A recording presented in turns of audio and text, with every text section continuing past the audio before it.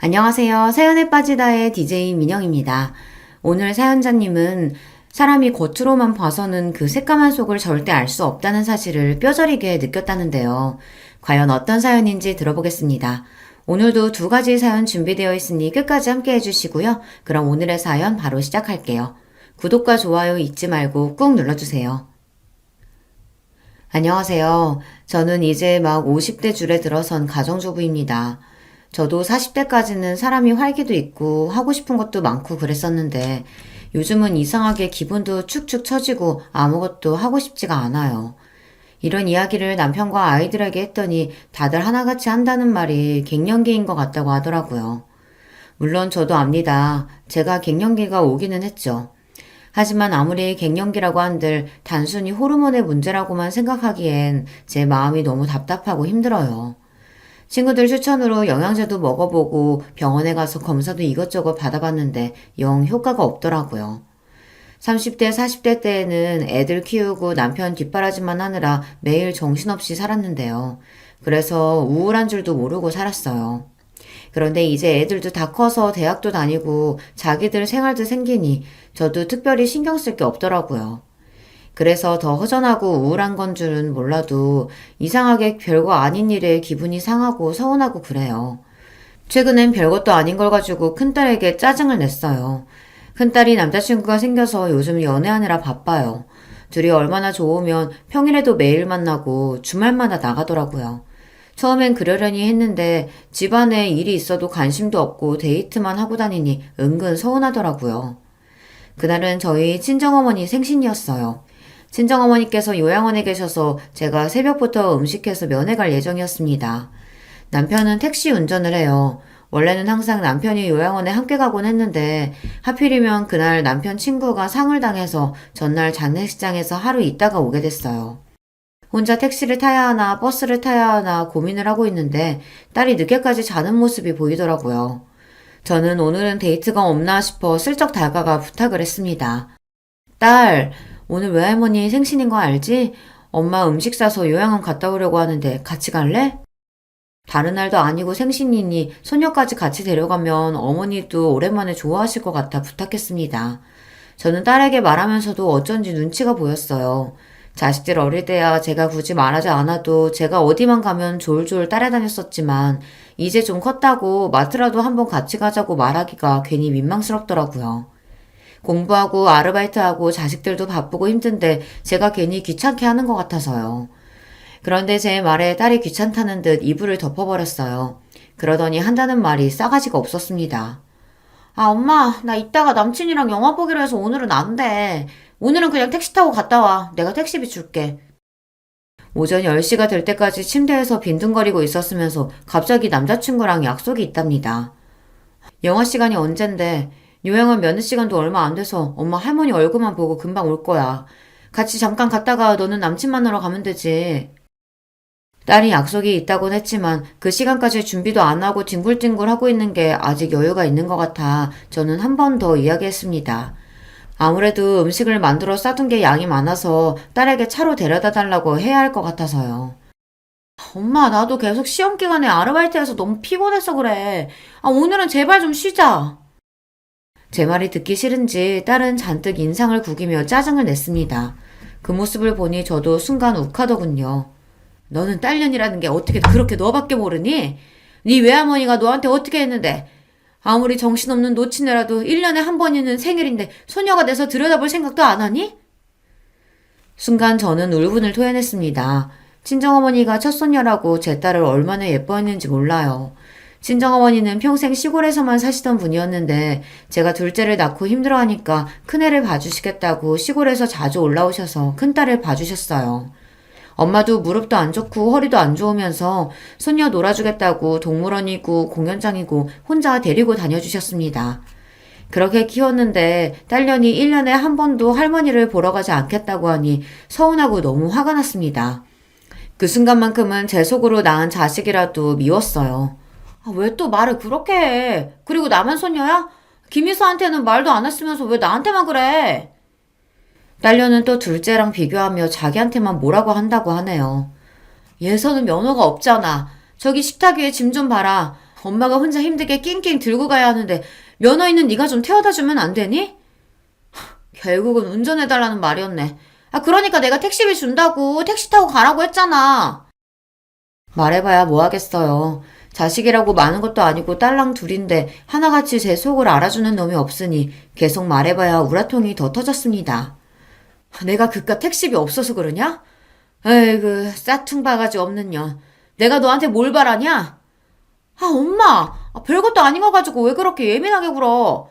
그리고 나한테 년이라고 좀 욕하지 좀 마. 딸 사춘기 때보다 요즘 들어 딸이랑 훨씬 더 다툽니다. 사춘기 때는 딸이 말도 안 하고 입을 꾹 다물고 있어서 제가 받아주기만 하면 됐었는데요. 제 갱년기는 화를 도저히 참을 수 없어 버럭버럭 내질러야만 화가 누그러드니 가족들하고 안 싸울 수가 없었어요. 이런 이야기를 시댁에서 동서와 함께 나눈 적이 있습니다. 친정어머니 생신날 있었던 이야기를 하면서 제가 갱년기가 오기는 왔는지 자꾸만 욱하게 되고 가족들에게 화를 내게 된다고요. 그래서 별것도 아닌 일에 서운하고 혼자 우울하다고 했습니다. 그러자 가만히 듣고 있던 동서가 기분 나쁘게 실실 웃었어요. 그러게 제가 말씀드렸잖아요. 답답하게 애들하고 남편만 바라보고 사시지 말라고요. 진작 면허도 따고 일도 했으면 지금 자식한테 부탁할 일 없죠. 평생 자식한테 헌신하면 뭐래요? 다들 대가리 크면 자기들이 혼자 큰 줄 알고 부모는 헌신짝처럼 여기는데. 저 보세요. 애 있다고 애한테 얽매이지 않고 자유롭게 살았더니 지금도 저나 애나 각자 알아서 잘만 살잖아요. 동서 말이 틀린 말이 아니라는 건 저도 잘 압니다. 하지만 동서에게 듣고 싶은 말은 그런 현실적인 조언이 아니었어요. 저는 위로가 필요했습니다. 동서야 젊어서부터 돈도 잘 벌었으니까 슈터도 쓰고 학원도 다 보내면서 키워서 그렇지. 우리 집 사정이 동서네랑 어디 같나. 다를 게 뭐가 있어요. 형님도 애 하나만 낳고 작은 직장이라도 다녔으면 지금 그 꼴은 안 당하죠. 그러게 왜 애를 둘이나 낳아서 일을 그만뒀어요? 애들도 엄마가 자기 일하고 돈 벌면 무시 못해요. 자식 때문에 속상해서 하소연 좀 했더니 동서는 단번에 저를 자식에게 무시당하는 엄마로 만들었습니다. 우리 애들이 날 무시해서 그런 게 아니라 이제 다 커서 자기들 생활이 생기니까 그렇다는 거지. 동서도 지연이 커봐. 지금이랑은 달라.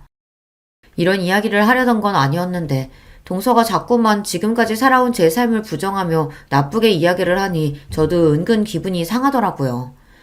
저는 형님이랑 달라요. 지연이가 크면 자기가 알아서 사는 거지. 제가 신경 쓸 게 뭐 있어요? 저는 지연이가 뭘 하든 간섭 안 할 거예요. 딸 키우는 게 그렇게 쉬운 줄 알아? 요즘 세상이 얼마나 위험한데. 동서도 자기 일만 신경 쓰지 말고 지연이한테 관심도 좀 가져. 한참 사춘기잖아. 동서가 똑똑하고 뭐든 잘하는 걸 알면서도 저는 괜히 자격지심에 아무 말이나 막 했습니다. 동서한테 말해봐야 제가 절대 이길 수 없다는 걸 알면서도 말이죠. 한참 사춘기 맞죠? 근데 우리 지연이는 괜찮아요. 스트레스 풀라고 제가 병원에서 매일 피부 관리도 해주고 백화점에서 쇼핑하라고 제 카드도 줬어요. 형님은 모르시겠지만 요즘 애들은 금융치료라고 해서 부모가 집에서 챙겨주는 것보다 한도 없는 카드 주는 걸 더 좋아하거든요. 그거면 사춘기고 뭐고 그냥 지나가는 거죠 뭐. 제가 이렇게 푼수해요. 동서한테 이런 이야기를 해봐야 제 마음을 이해할 리 없는데 괜한 소리를 해서 또 듣기 싫은 소리를 듣고 말았습니다. 제 동서지만 참 잘났어요. 동서는 피부과 의사입니다. 동서는 저랑 나이가 비슷한데도 결혼하고 5년이 지나서야 애를 낳아 아직 애가 중학생이에요. 의사 시험에 합격하고 나서 아이를 낳겠다고 하는 바람에 시동생이 기다려줬거든요. 동서는 대단해요. 아이를 낳고도 낳은 지 일주일 만에 바로 병원에 출근했어요. 당시에 저는 아무것도 못하고 애 둘만 키우는 것도 힘들어서 정신이 없었는데 동서는 이제 갓 태어난 신생아를 남의 손에 맡기고 열심히 일했습니다. 그 덕분에 동서는 지금 강남에서 개인 병원을 운영 중이에요. 집도 한남동의 비싼 아파트에 살고 차도 외제차가 2대나 있는 걸로 알고 있습니다. 시동생은 약사예요. 현재 동서병원 1층에서 약국을 운영 중입니다. 원래 시동생은 시댁 자랑이었어요. 어릴 때부터 공부도 잘하고 성실해서 동네에서도 유명한 모범생이라 시부모님이 떠받들어 살았었는데요. 본인보다 더 잘나고 똑똑한 아내를 만나는 바람에 어깨를 못 펴고 살고 있어요. 결혼 초에는 시부모님께서 동서를 단단히 잡겠다고 잔소리도 해보고 시집살이도 시켜봤지만 소용없었습니다. 동서는 친정이 강남에서 유명한 땅 부자라 결혼할 때 시동생 명의로 아파트도 해주고 차도 사줬어요. 나중에 시동생 약국까지 차려주셨고요. 그렇다 보니 시부모님 입장에서는 깨갱하고 며느리를 상선으로 모시는 수밖에 없었죠. 한 번은 이런 적도 있었습니다. 동서가 조카를 낳고 얼마 되지 않아 시댁에 떡하니 찾아와 애를 좀 봐달라고 했어요. 본인이 교수가 되려면 미국에 1년 동안 연수를 꼭 다녀야 한다고요. 당신 뭐 하는 거야? 그거 안 된다고 했잖아. 애가 이제 태어난 지 100일도 안 됐는데 엄마가 애 두고 미국을 어떻게 가? 동서가 미국에 가는 게 시동생과 상의된 부분은 아니었는지 시동생은 동서를 다그쳤어요. 하지만 동서는 아랑곳하지 않았습니다. 어머니 이 사람 좀 보세요. 본인은 여기저기 학회며 출장이며 다 다니면서 저는 미국에 공부 좀 하러 간다는데 애로 발목 잡으면서 못 가게 해요. 동서와 시동생은 이미 한바탕 싸우고 왔는지 둘 다 격앙된 상태로 시댁에 와선 시어머니에게 다짜고짜 애를 봐달라고 했어요. 시동생은 동서가 미국 가는 건 절대 안 된다는 입장이었고요. 당신이 레지던트 잘 마무리하고 싶다고 해서 애도 안 낳고 기다려줬잖아. 근데 애 낳자마자 기다렸다는데 미국 가는 건 너무 이기적인 거 아니야? 더군다나 우리 애를 왜 우리 엄마가 봐? 평소 조용하고 말도 없는 시동생이 저렇게 화를 내는 모습은 저도 결혼하고 처음 봤어요. 아, 그럼 어떡해. 당신은 매일 약국 때문에 바쁘고 시토한테 1년을 맡길 수는 없잖아. 미국 가는 것도 우리 부모님이 지원해 주시는데 거기다가 애까지 봐달라고 할 순 없잖아. 동서와 시동생은 이미 서로 감정의 골이 깊어 보였습니다. 일과 육아 문제에 있어서 전혀 상의가 되지 않은 상황이었죠. 그만 좀 해라. 아휴, 능력 있는 며느리 모시고 살기 힘들다. 꼭 그렇게 너 하고 싶은 대로 다 하고 살아야겠니? 제가 애 하나 낳았다고 하고 싶은 거 못할 건 또 뭐예요? 애 봐주기 싫으시면 놔두세요. 그냥 저희 부모님께 부탁드릴게요. 내가 지금 애 봐주기 싫어서 이러니? 애도 애지만 부부가 어떻게 1년이나 떨어져 살아? 앞으로 평생 살아야 하는데 1년 정도 떨어져 있는 게 뭐 어때요? 어차피 지금도 뭐 대단히 사이좋은 부부는 아니에요. 당시에 저도 애 둘 키우면서 힘들었던 때라 사실 동서가 부럽기도 했어요. 시부모님이나 남편에게 좋은 소리 못 들을 걸 알면서도 당당하게 본인이 원하는 바를 주장하는 게 멋져 보였거든요. 결국 시어머니께서 조카를 1년 동안 키워주시기로 하셨습니다. 동서는 그런 사람이에요. 본인이 원하는 게 있으면 무슨 수를 써서라도 꼭 해내고 마는 사람이었죠. 동서는 미국 연수를 끝내고 돌아와서 교수가 되자마자 병원을 나와 개업을 했어요. 그때도 시동생과 시부모님은 의아해했습니다. 애까지 어머니에게 맡기고 공부하겠다고 가더니만 결국은 와서 교수로 생활할 것도 아니고 바로 개업을 했으니까요. 교수님은 슬슬 놀면서 일할 줄 알았는데 이건 뭐 매일 수술에 학회에 수업까지 하루가 24시간이라도 모자라는 거 있죠? 너무 힘들다고 했더니만 아버지가 그냥 나와서 개업하라고 하더라고요.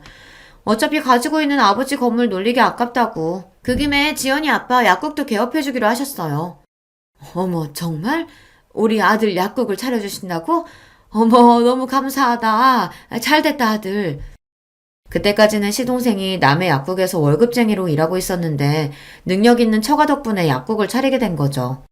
동서가 미국에 가 있는 사이 시어머니는 매일같이 조카를 보면서 애 버리고 간 못된 년이라고 동서 욕을 하시더니만 약국 이야기에 웃음이 떠나질 않으셨어요. 어머니께서 1년이나 우리 지연이 봐주셨는데 당연히 그 정도는 해드려야죠.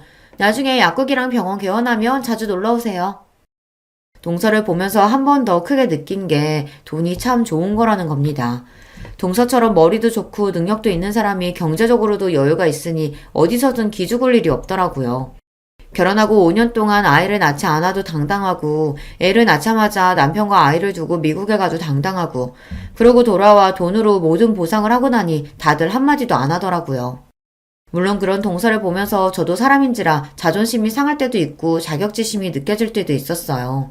그럴 때마다 저는 애써 웃어 넘겼습니다.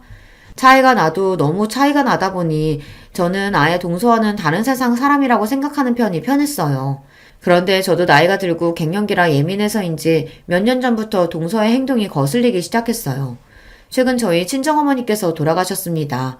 부모님의 죽음이라는 게 누구에게나 충격적이지만 저는 특히나 어머니께서 오랫동안 요양원에서 생활하시다 돌아가신 거라 더 마음이 안 좋고 죄송했어요. 자식으로서 항상 받기만 하고 해드린 게 너무 없다는 마음이 들어서요. 그러다 보니 장례식만큼은 어머니께서 원하시는 대로 해드리고 싶었습니다. 어머니는 요양원에 가시기 전까지 50년을 넘게 살았던 고향에 묻히고 싶어 하셨어요. 거기에 친정아버지 묘도 있거든요. 어머니는 치매기가 있어서 정신이 오락가락 하시던 와중에도 항상 죽으면 고향 땅 아버지 옆에 있고 싶다고 하셨습니다. 저는 그 소원을 들어드리기 위해 장례식도 어머니의 고향에서 진행하고 장지도 아버지 옆자리로 결정했어요. 안 그래도 마음이 좋지 않은 와중에 제 앞에서 동서가 실수를 했습니다. 지금도 그때만 생각하면 성질이 나서 자다가도 벌떡벌떡 일어나요. 동서가 한 짓이 너무 괘씸해서요. 장례식은 자식이 서울에 살면 서울에서 하는 거 아니에요? 아니 무슨 조무객도 별로 없으시면서 굳이 장례식을 먼 목포까지 와서 해요. 아 바빠 죽겠는데 환자들 일정 변경하느라 죽는 줄 알았잖아요. 당신은 무슨 그런 소리를 해? 왜? 내 말이 맞잖아. 아 다들 바쁜 사람들인데 무슨 장례식을 목포에서 해? 동서는 오자마자 저에게 위로의 말 한마디 없이 자기 하소연만 하기 바빴습니다. 저는 더 말할 힘도 없어서 대충 고생했다고 했어요. 바쁘면 안 와도 되는데 멀리까지 오느라 고생했어요. 서방님, 동서 와줘서 고마워요. 얼른 식사부터 해요. 마음 같아서는 너 같은 거 안 와도 된다고 소리치고 싶었지만 어쩌겠어요. 저런 것도 가족인걸요. 저는 애써 고생했다고 어깨를 다독이며 육개장이라도 한술 뜨라고 자리를 안내했습니다. 그런데 그때 동서가 미간을 확 구기더니 갑자기 코를 잡았어요. 아니요, 저 안 먹어요. 이거 무슨 냄새야? 뭔지 몰라도 냄새가 너무 지독해서 여기 앉아서는 먹고 싶지 않아요. 여보, 그만 좀 해. 형수님도 마음 안 좋으시고 정신 없으실 텐데 왜 그렇게 호들갑을 떨어? 저희 고향에서는 장례식이든 결혼식이든 집안에 손님들을 부르면 항상 홍어를 내놔요. 그러다 보니 장례식장에 홍어전 냄새가 좀 났나 봐요. 그걸 가지고 동서가 학을 떼며 난리를 치더군요. 내가 바빠 죽겠는데 여기까지 와서 이런 냄새 나는 데서 밥까지 먹어야겠어? 형님, 저 도저히 안 되겠어요. 저 그냥 나가서 따로 밥 먹고 올게요. 동서는 아예 잠시도 못 있겠다고 인상을 구기더니만 정말로 나가서 식사를 했어요. 시동생은 저 사람이 워낙 유난하다고 죄송하다고 사과했지만 저는 이미 마음이 상했습니다. 아무리 사람이 개념이 없고 상식이 없어도 그렇지 어떻게 남의 장례식장에 와서 저런 소리를 대놓고 할 수 있을까 싶더라고요. 그때부터였어요. 동서와는 웬만하면 상종하지 말아야겠다 싶었던 게 말이죠. 그런데 제 마음과는 달리 문제가 좀 생겼습니다. 동서 앞에서 제 자존심이 산산이 부서지는 사건이 있었어요. 어머니가 돌아가시고 나서 제 마음이 자꾸만 헛헛하고 갱년기로 예민해지는 게 스스로 너무 싫어서 아르바이트를 시작했어요. 아는 사람이 하는 반찬 가게에서 오전에 일을 도와줬습니다. 생각보다 일이 재밌더라고요. 지난 20년 동안 가족들을 위해 음식은 많이 해봤지만 내가 만든 음식을 사람들이 돈을 주고 사 먹고 맛있다고 해주는 건 처음이니까요. 가게 사장님도 제가 오고 나서 매출이 늘었다고 하니 은근 기분이 좋았습니다. 그러던 중 아르바이트가 끝나고 집에 가는 길에 시댁에 잠깐 들렸어요. 반찬 가게에서 가져온 반찬을 시부모님께도 좀 나눠드리려고요. 그런데 때마침 시댁 주차장에서 동서가 나오더군요. 시부모님이 김치 가져가라고 해서 잠깐 들렸다고요. 그러면서 제 손에 들린 쇼핑백은 뭐냐고 물었어요. 저는 어머니 장례식 때 이후로 동서랑은 말도 섞고 싶지 않아 내내 피해 다녔는데 이렇게 딱 마주치고 보니 저도 모르게 당황해서 대충 말을 얼버무렸어요. 시부모님 가져다 드릴 반찬이라고요. 암튼 형님은 가만 보면 어른들한테 참 잘해요. 저는 이렇게 얻어다 먹을 생각만 하지 직접 만들어서 가져드릴 생각은 안 해봤는데 역시 맏며느리감은 정해져 있나 봐요. 동서가 웬일로 제 칭찬을 다 하더군요. 순간 저 여우 같은 년이 웬일인가 싶었습니다. 집에서 만든 건 아니고 내가 얼마 전부터 아는 사장님 가게에서 일해서 남은 거 가지고 온 거야. 괜찮으면 동서도 좀 가져가던지. 동서랑 마주보고 이야기하는 게 괜히 불편해서 반찬 가게에서 일하고 있다고 이야기를 한 건데 순간 제 말에 동서가 눈이 동그래지더니 갑자기 제게 달려오더라고요. 그러더니 한다는 말이 놀라웠어요. 어머, 형님 잘 생각했어요.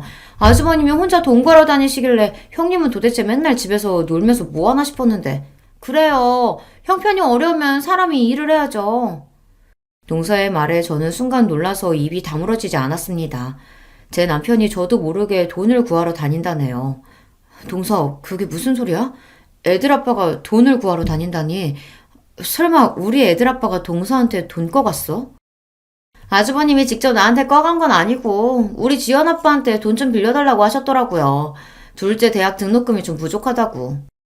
동서의 말에 저는 심장이 쿵 하고 떨어지는 것 같았습니다. 제가 얼마 전 남편에게 애들 등록금 이야기를 했을 때 남편은 알겠다고 문제 없다고 했거든요. 저는 그 말만 믿고 정말 그런 줄 알고 넋을 놓고 있었는데 남편 혼자 돈 걱정에 전전긍긍했을 걸 생각하니 가슴이 시큰하더군요. 에이, 근데 우리 지연 아빠 돈이 뭐 그 사람 돈인가요? 사실 다 제 돈이지. 많이 급하신 것 같아서 제가 그냥 드리라고 했어요. 뻔히 형님네 사정 아는데 꺼주긴 뭘 꺼줘요. 어차피 못 받을 돈.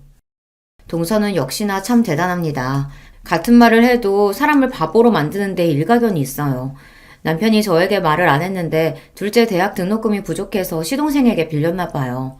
속마음은 우라통이 터지고 가슴이 찢어지는 것 같았지만 재수없는 동서 앞에서 티를 낼 수가 없었죠. 그런 일이 있었구나. 나는 모르고 있었네. 동서 미안하고 고마워. 그 돈은 내가 금방 갚을게. 아니에요 형님. 내가 꼭 돈 내놓으라고 한 것처럼 사람 민망하게 왜 그래요. 우리한테 돈 몇백이 뭐 돈인가요? 정말 괜찮으니까 신경 쓰지 마세요. 아니야 동서. 그 돈 내가 꼭 갚을 거야. 그러니까 괜한 소리 하지 말고 그냥 받아. 동서와 이야기를 나누면 나눌수록 제 감정은 점점 더 격앙되었습니다. 자존심이 너무 상해서요. 형님, 왜 또 정색하고 그러세요? 사람 무섭게. 우리 형님 이제 보니까 자존심 엄청 강하시구나? 알았어요, 알았어. 그 돈 갚으세요. 제가 다 받을게요. 동서는 대단히 인심이라도 쓰는 것처럼 돈을 받겠다며 실실 웃었어요. 제가 그동안 참 멍청했습니다. 매일 살 비비고 사는 남편이 무슨 생각을 하고 사는지도 모르고 저 혼자 갱년기니 뭐니 하면서 세상 편한 소리나 하면서 살았어요. 그날 저녁 저는 남편에게 동서와 있었던 일을 조심스럽게 이야기했습니다. 그렇게 힘들면 말을 하지 왜 끙끙 앓았냐고요. 그러자 남편은 오히려 제 걱정을 했어요. 동서가 또 기분 상하게 한 건 아니냐고 말이죠.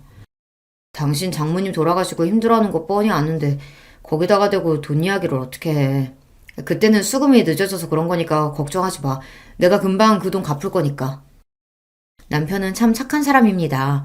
평생 혼자 처자식 먹여 살리느라 고생도 많이 하고 힘든 일도 많았을 텐데 저에게는 항상 괜찮다고 걱정하지 말라고만 합니다. 저는 변하기로 했습니다. 고등학교 졸업하고 서울에 올라와 배운 것도 없이 결혼해서 애들 키우며 사느라 현실에만 안주하고 하루하루 의미 없이 살았었는데 이제는 그러지 않을 거예요. 저는 아르바이트 하던 반찬 가게에서 정직원으로 새벽부터 오후까지 일했습니다. 결혼하고 처음으로 제가 일에 월급을 받아 남편에게 줬어요. 남편은 고생스럽게 왜 일을 하냐고 했지만 저는 괜찮다고 했습니다. 처음 하는 일이지만 즐겁고 재밌다고요. 진심이었습니다. 대단한 일은 아니지만 제가 잘하는 일을 가지고 돈까지 버니 기분도 전보다 훨씬 나아지는 것 같고 딸들과도 마찰이 확실히 줄더라고요.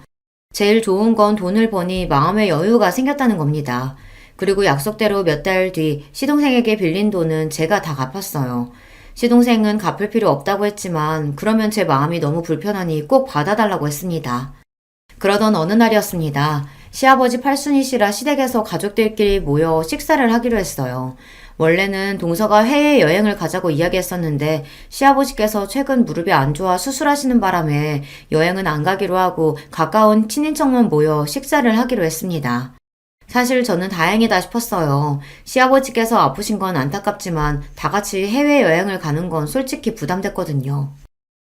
요즘 누가 촌스럽게 집에서 잔치해요. 그냥 해외여행 가요, 어머님. 어머님, 아버님 연세도 있으신데 언제 또 다 같이 여행을 가보겠어요? 이 많은 식구가 한 번에 여행 가려고 하면 비용이 만만치 않을 텐데 해외는 좀 부담스럽고 국내로 한번 알아볼까? 요즘 우리나라도 물가 많이 올라서 국내에서 여행하나 해외로 가나 크게 다르지 않아요. 형님네랑 우리랑 반반씩 내면 되는데 그 정도는 갈 수 있죠. 순간 저는 머리가 복잡했습니다.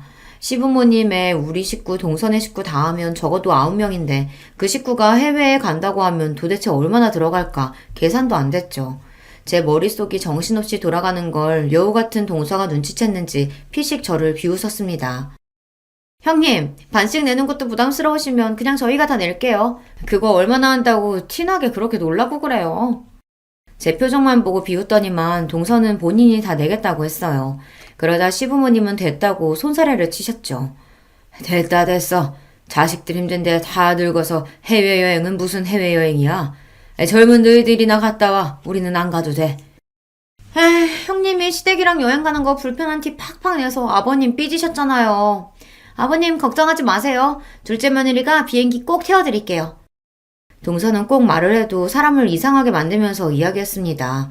꼭 마치 제가 시부모님이랑 여행 가기 싫어하는 것처럼 만들어버리더라고요. 저는 듣다 기분이 나빠서 동서는 무슨 말을 그렇게 하냐고 한마디 하려던 참이었습니다. 그런데 그때 마침 남편이 나서더군요.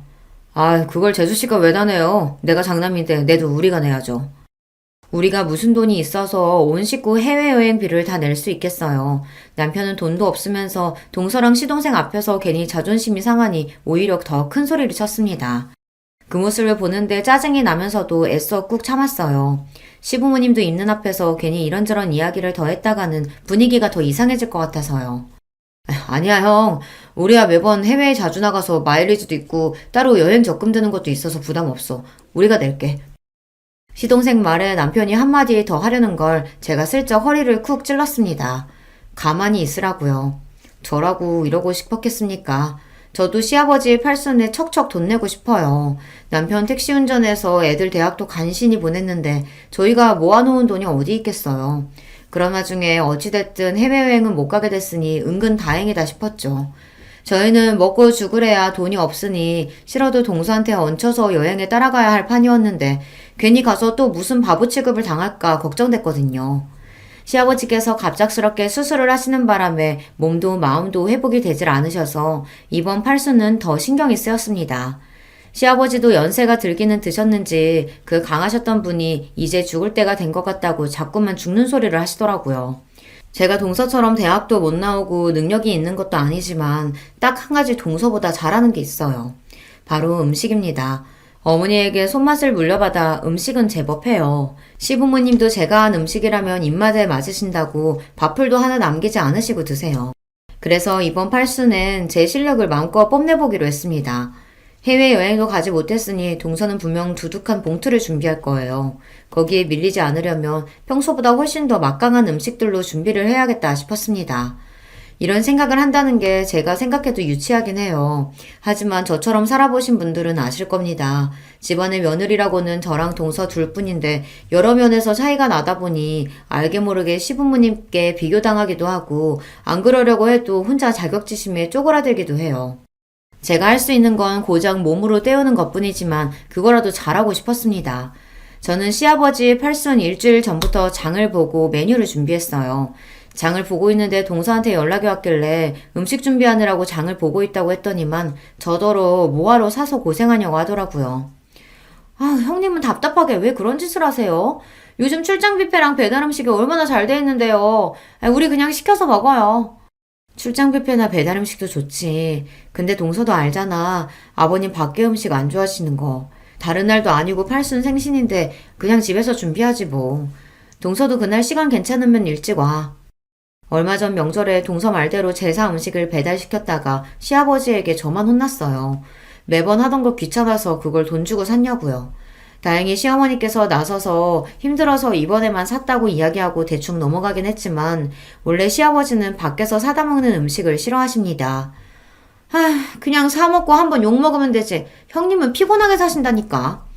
어쨌든 음식은 형님이 하기로 한 거니까 형님이 알아서 하셔야지. 제가 일찍 뭐하러 가요.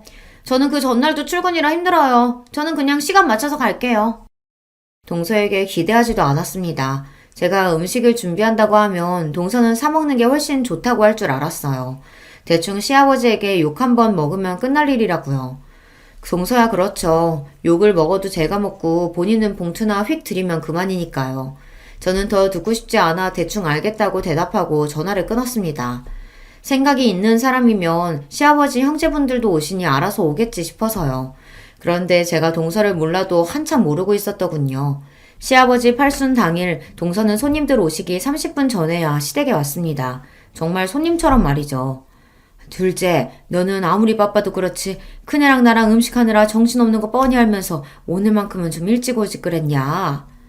동서에게 이야기해봐야 소용없다는 걸 시어머니도 아시다 보니 웬만해서 동서에게 잔소리를 잘 안 하시지만 그날만큼은 제가 며칠 전부터 음식 준비하느라 고생한 걸 다 보셨으니 일부러 저 들으라고 동서에게 한 소리 하시는 것 같더라고요. 하지만 그런 말에 신경 쓸 동서가 아니었습니다. 어머님도 참 요즘에 어떤 시대인데 음식하는 거 가지고 잔소리를 하세요. 그리고 제가 보통 며느리예요? 바쁜 의사 며느리인데 이 정도는 이해해 주셔야죠. 동서는 애교 섞인 목소리로 재수없는 소리를 아무렇지 않게 해댔습니다. 시어머니는 아이고 아이고 소리만 두어 번 내시더니 답답하다는 듯 주방을 나가버리셨어요. 어머, 뭘 이렇게 많이 하셨어요? 식구도 얼마 없는데 대충 먹을 거만 하시면 되지. 쓸데없이 가짓수는 왜 이렇게 많이 하셨대? 동서는 시어머니께서 주방을 나가시자마자 무슨 검사라도 하러 온 사람처럼 이것저것 맛을 보더니 굳이 쓸데없는 음식까지 뭐하러 이렇게 많이 했냐입니다. 저는 허리도 한번 못 펴고 준비를 했는데 고생했다는 말도 없이 저 따위로 말하니 사람이 순간 기분이 확 상하더군요. 동서는 살림의 살자도 모르고 음식이라고는 해본 적도 없어서 잘 모르나 본데 잔치 음식에는 다 기본 구성이라는 게 있는 거야. 여기 쓸데없는 음식은 하나도 없어. 아, 그래요? 누가 보면 호텔 주방장이라도 모신 줄 알겠어요. 제 말이 기분이 나빴는지 동서는 곧바로 얼굴을 구기더니 비아냥거리더군요. 그날만큼은 저도 동서에게 지고 싶지 않았습니다. 사람이 아무리 바쁘고 일이 많아도 뻔히 제가 시아버지 생신상을 준비한다는 걸 알고 있었으면서 손님처럼 와서 얻어먹으려고만 하는 꼴이 얄미웠거든요. 음식 그만 좀 만지작거리고 앞침 하나 좀 매. 이거 다 가져다 놔야지. 음식이 쓸데없는 것만 있네, 먹을 게 없네 하는 소리를 짓거리더니만 자꾸만 손으로 음식을 덥석덥석 집어먹는 꼴이 기가 막혔어요. 저는 옆에 있던 앞치마를 동서에게 건넸습니다. 하나씩 들고 거실로 나르자고요. 그런데 그때 제가 건넨 앞치마를 툭 내려놓은 동서가 기가 막힌 소리를 했습니다. 형님이 다 알아서 한다고 하시더니 왜 자꾸 저한테 시키세요? 제가 남들처럼 주방에 들어가서 음식이나 하려고 이렇게 뼈 빠지게 공부한 줄 아세요? 음식 같은 건 형님처럼 못 배운 사람이나 하는 거죠. 전 아버님 드리려고 용돈 두둑히 챙겨왔거든요. 일은 몸으로 대충 때우시는 형님이 다 하세요. 세상에 동서가 싸가지 없는 거야 진작 알고 있었지만 이 정도일 줄은 몰랐습니다. 동서는 자기 할 말만 내뱉더니 그대로 몸을 돌려 거실로 나가려고 했어요. 순간 욱한 저는 저도 모르게 동서의 머리채를 잡았습니다. 형님! 지금 뭐 하는 거예요? 이거 안 나요? 야, 너 뚫린 입이라고 아무 말이나 하면 되는 건 줄 알아? 너 내가 지금까지 예뻐서 봐준 줄 알아? 이게 돈 좀 있다고 어디서 유세야! 저도 제가 이런 행동을 할 줄은 꿈에도 몰랐습니다. 너무 화가 나고 짜증이 나니 손이 저절로 동서의 머리채를 흔들고 있더군요. 그 순간 시어머니께서 부르시는 소리가 들렸습니다. 손님들 오셨다고요. 저는 놀라서 잡고 있던 동서의 머리채를 확 놓아버렸습니다. 저는 애써 당황한 채를 숨기며 동서를 쏘아봤어요. 한 번만 더 내 앞에서 재수없게 굴었다간 가만히 안 둘 거니까 그런 줄 알아. 저는 당당하게 제 할 말을 하고 동서보다 앞서 거실로 나갔습니다. 그때까지도 혹시나 동서가 뒤에서 달려들기라도 할까봐 겁이 나서 심장이 쿵쿵 크게 뛰었어요. 하지만 이미 벌어진 일이었습니다. 앞으로 동서가 저에게 무슨 짓을 하든 저도 더는 봐주지 않기로 했어요. 저는 곧장 거실로 나가 손님들에게 인사부터 드렸습니다. 그때 뒤에서 급하게 뛰어오던 동서의 인기척이 저에게도 들렸지만 애써 모른 척 했습니다. 저는 거실에 식사 준비를 하면서도 연신 동서를 흘깃거렸어요. 제가 머리채까지 잡았으니 절대 가만히 있을 동서가 아닌데 가만히 있는 게 이상해서요. 물론 동서도 생각이 있다면 어른들 있는 앞에서 행패를 부리지는 않겠지만 내내 불안했습니다. 그런데 역시나 그냥 넘어갈 동서가 아니었죠. 갑자기 제가 만든 갈비찜을 먹더니 욱하는 소리를 냈어요. 그러더니 한다는 말이 가관이었죠. 형님, 이게 뭐예요? 이거 파리 아니에요? 음식을 어떻게 했으면 파리가 들어간지도 모르고 먹으라고 내놔요. 뭐? 그게 무슨 소리야? 갑자기 파리라니. 순간 거실에 있던 시부모님과 손님들은 일제히 동서 손에 들린 파리를 쳐다봤어요. 그런데 동서 말이 사실이었습니다. 제가 만든 갈비집에서 새까만 파리가 나왔어요. 저는 놀라서 그럴 리 없다고 음식을 확인했습니다. 그때였어요. 동서는 다른 접시에 있던 잡채도 한 입 먹어보더니 욱소리를 내며 뱉었습니다. 어머, 이건 또 뭐야? 형님, 잡채 간 보신 거 맞아요? 간장을 얼마나 부었는지 짜서 도저히 못 먹겠네. 아버님, 어머님, 잡채 드시지 마세요. 이걸 도대체 어떻게 먹으라는 거야? 동서는 갈비찜에 이어 잡채까지 들먹이며 꼬투리를 잡았습니다. 저는 그제야 정신이 들었습니다.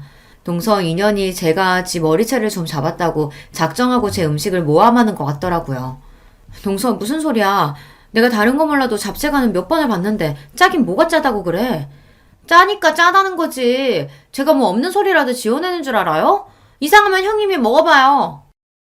그럴 리 없었습니다. 갈비찜에 파리가 들어간 건 음식의 뚜껑을 열어놔서 그럴 수도 있겠다 싶지만 잡채가 먹지 못할 정도로 간이 안 맞을 리 없어요. 제가 다른 건 몰라도 잡채 하나는 자신 있거든요. 그런데 그때 금방 잡채를 드신 시어머니께서 조심스럽게 이야기를 하셨습니다. 어머, 큰애야. 잡채가 너무 짜기는 하다. 네가 이것저것 음식한다고 바쁘더니만 실수로 간장을 더 넣었나 봐. 아무래도 믿을 수 없어 저는 제 젓가락으로 잡채를 먹었습니다. 그런데 동서 말이 맞았어요. 잡채가 짜도 너무 짜더라고요. 말도 안 돼. 그럴 리가 없는데. 형님이 음식하느라 힘들어서 실수했나 봐요. 아무리 그래도 이건 심해도 너무 심하다. 입도 못 대겠어요. 아버님, 우리 대충 배 채운 것 같은데 그냥 나가서 2차 할까요? 제가 분위기 좋은 막걸리 집으로 안내할게요. 저는 이 상황이 믿기지 않아 순간 말문이 턱하고 막힌 채 멍하니 있었습니다. 재수씨, 아무리 그래도 준비한 음식이 이렇게 많이 남았는데 갑자기 어딜 가요? 아주버님도 음식 드셔보셨으면 아실 거 아니에요. 아버님 팔순이신데 이만 손님들까지 초대했으면 맛있는 걸로 대접해야죠. 아버님, 어머님, 그냥 우리 나가요. 막걸리 먹고 노래방도 가서 놀고 오자고요. 순간 분위기가 이상해지자 시부모님들도 손님들도 제 눈치를 살피셨어요. 저는 이대로 가만히 있으면 안 될 것 같아 정신을 차리고 자리에서 벌떡 일어났습니다. 괜찮아요, 어머님, 아버님. 동서랑 2차 신나게 다녀오세요. 뒷정리는 제가 하고 있을게요. 저도 바보가 아닙니다. 동서가 시부모님을 모시고 나가겠다고 한 순간 분명 이건 동서가 저에게 복수하려고 술을 쓴 거라고 직감했어요. 하지만 시아버지 생신인데 제가 분위기를 망칠 수는 없었죠. 저는 시부모님과 손님들에게 여기는 걱정하지 말고 나가서 신나게 놀다 오시라고 했어요. 시어머니는 끝까지 혼자 이 많은 걸 어떻게 정리하냐고 그냥 두고 같이 나가자고 하셨지만 저는 마음이 내키지 않았습니다. 이대로 동서와 나갔다가는 노래방이 아니라 공터에 나가 한바탕 치고받고 싸워야 할 것 같아서요. 동서와 가족들이 나가자마자 저는 눈물이 왈칵 쏟아지고 말았습니다. 울지 않으려고 안간힘을 쓰며 노력했지만 소용없었어요. 오늘만은 어떻게든 동서를 이기고 싶었는데 결국은 또 동서에게 놀아나고 말았습니다. 여보, 왜 울어? 괜찮아? 저는 괜찮다고 동서와 시동생과 함께 막걸리를 먹고 오라고 보냈는데 남편은 아무래도 제가 신경 쓰였는지 다시 돌아왔어요.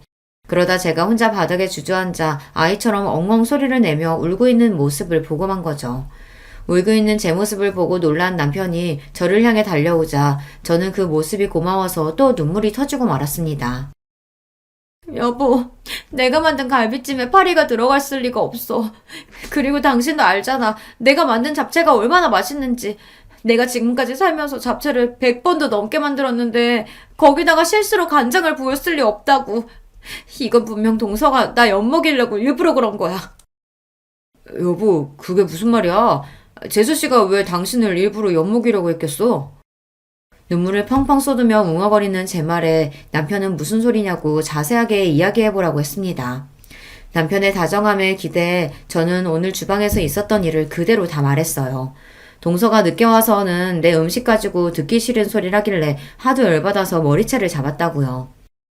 그랬더니 동서가 화가 나서 일부러 내 음식에 장난질하고 시부모님 모시고 나간 것 같아. 평소 동서가 하는 짓을 봤을 땐 분명해. 제 이야기를 들은 남편은 눈이 휘둥그레졌습니다. 평소 누구에게도 싫은 소리 한마디 못하는 제가 흥분해서 동서의 머리채까지 잡았다는 말에 남편도 많이 놀라나 보더라고요. 그러더니 남편이 한다는 말이 놀라웠습니다. 재수씨, 이 여자 이거 진짜 안 되겠네. 어디 감히 천사 같은 우리 와이프를 가지고 놀아. 여보, 걱정하지 마. 내가 재수씨, 아니 그 여자 코를 아주 납작하게 만들어줄게. 그때까지는 저도 남편이 무슨 소리를 하는 건가 싶었습니다. 저도 동서 때문에 화가 나긴 했지만 남편이 무슨 수로 동서의 코를 납작하게 해주겠다는 건가 싶어서 남편에게 물어봤습니다. 무슨 계획이 있는 거냐고요. 당신은 걱정하지 말고 딱 기다려. 내일이면 다 해결될 테니까. 남편답지 않게 단호하게 말하는 모습에 뭔가 믿는 구석이 있는 것 같긴 했지만 바로 다음날 남편은 생각지도 못한 폭탄 발언을 했습니다. 다음날 저녁 남편은 시댁으로 저와 동서를 모두 수집했어요. 어제 생일이라고 거하게 상도 차려주고 막걸리에 노래방까지 가서 신나게 놀았으면 됐지. 오늘은 또 무슨 일로 식구들을 다 불러 모았어? 아버님은 무슨 일이냐고 연신 물으셨습니다. 그러자 남편은 들고 있던 봉투에서 웬 사진들을 꺼내 바닥에 던지듯 뿌렸습니다. 그러더니 한다는 말이 충격적이었어요. 아버님, 어머님, 놀라지 말고 들으세요. 이게 바로 아버님, 어머님이 예뻐했던 둘째 며느리의 진짜 모습이니까. 남편의 말에 자리에 있던 시부모님과 저는 의아한 얼굴로 바닥에 떨어진 사진을 주었습니다. 뭐야, 둘째야. 이게 다 뭐냐? 이 남자들은 누군데 너랑 이러고 있는 거야? 네? 무슨 말씀이세요, 어머님? 남자라뇨? 남편이 뿌린 사진 안에는 술에 잔뜩 취한 동서가 양쪽에 젊은 남자들을 끼고 웬 술집에서 나오는 사진이었어요. 그 사진을 확인한 시부모님은 곧장 동서를 쏘아보았고 동서는 놀라 사진을 구겼습니다. 그러더니 한다는 소리가 기가 막혔어요. 어머, 아주버님, 이게 다 뭐예요? 아주버님 혹시 스토커예요? 남의 사진을 이렇게 마음대로 찍으면 어떡해요? 모 눈에는 뭐만 보인다더니 스토커는 무슨. 아버지, 어머니, 그 사진 속 술집 보통 술집 아니에요. 돈만 주면 젊은 남자들이랑 술 먹고 노는 룸사롱이라고요. 그랬습니다. 알고 보니 얼마 전 남편이 손님을 태우고 강남에 갔다가 우연히 한 술집 앞에서 동서를 보았답니다. 남편은 동서 병원이 강남에 있으니 일이 끝나고 한잔 했나 보다 싶어 아는 체 하려고 했대요. 동서가 술에 많이 취했으면 집에 데려다 주려고요. 그런데 그때 동서 뒤에서 웬 젊은 남자들이 나타나더니 동서를 부축해 남편이 운전하는 택시를 잡았답니다. 그러더니 동서를 남편의 택시 뒤에 태운 거예요. 동서를 태운 남자들은 딱 봐도 동서의 동료가 아닌 것 같았답니다. 생김새도 의상도 범상치 않았대요. 뒷좌석에 탄 동서는 술을 얼마나 많이 먹었는지 취해서 남편을 알아보지도 못했답니다. 남편이 이런저런 말을 거는데도 아예 알아듣질 못했대요. 그날 남편은 곧바로 시동생에게 연락해 동서를 데려다 줬답니다. 그리고 남편이 강남에서 본 광경을 그대로 이야기한 거예요. 남편의 말에 시동생은 뭔가 짐작가는 게 있었는지 본인이 알아볼 테니 남편에게는 걱정하지 말라고 했답니다. 그러고 보니 시아버지 팔순날 시동생의 표정이 어둡기는 했어요. 동서와 일절 이야기를 나누지도 않았고요. 이거 내가 찍은 게 아니라 종혁이가 재수씨한테 사람 붙여서 찍은 거예요. 아주 주말마다 호스트바 가서 신나게 노셨더라고요. 거짓말할 생각은 애초에 하지 마요. 사진은 이거 말고도 엄청 많으니까. 그날 이후 시동생은 동서가 술집에 다닌다는 증거를 찾기 위해 사람을 붙였답니다. 그리고 이혼을 준비하고 있었어요. 말도 안 돼. 당신들이 어떻게 나한테 이럴 수가 있어? 호스트바가 뭐, 돈 있으면 여자가 갈 수도 있지. 동서는 시부모님도 계신 앞에서 더러운 본색을 드러냈습니다. 바닥에 떨어진 사진을 벅벅 찢으며 자기는 잘못한 게 없다고 뻔뻔하게 굴었어요. 저는 동서의 뻔뻔함에 소름까지 돋았습니다. 아이고, 이게 다 무슨 일이라니. 동서가 숨겨왔던 진짜 모습이 드러나자 시부모님도 놀라서 뒷목을 잡으셨어요. 얼마 뒤 동서와 시동생은 이혼했습니다. 시동생은 알게 모르게 동서랑 살면서 쌓인 게 많았는지 동서의 귀책 사유들을 샅샅이 찾아내 법원에 제출했습니다. 사람이 하나를 보면 열을 안다고 남인 저에게도 그렇게 못되게 굴었는데 남편에게는 오죽했겠어요. 시동생은 정신적 피해 보상에 대한 위자료도 청구했답니다. 양육권 문제로 아직 소송 중이지만 조카가 동서보다는 시동생과 살고 싶어 해서 양육권도 곧 가지고 올 수 있을 것 같아요. 저는 살다 누군가의 이혼을 이렇게 응원하게 될 줄은 몰랐습니다. 저도 웬만하면 자식을 위해서라도 부부가 서로를 이해하고 화목하게 살아야 한다고 생각하는 사람이지만 동서는 아니에요.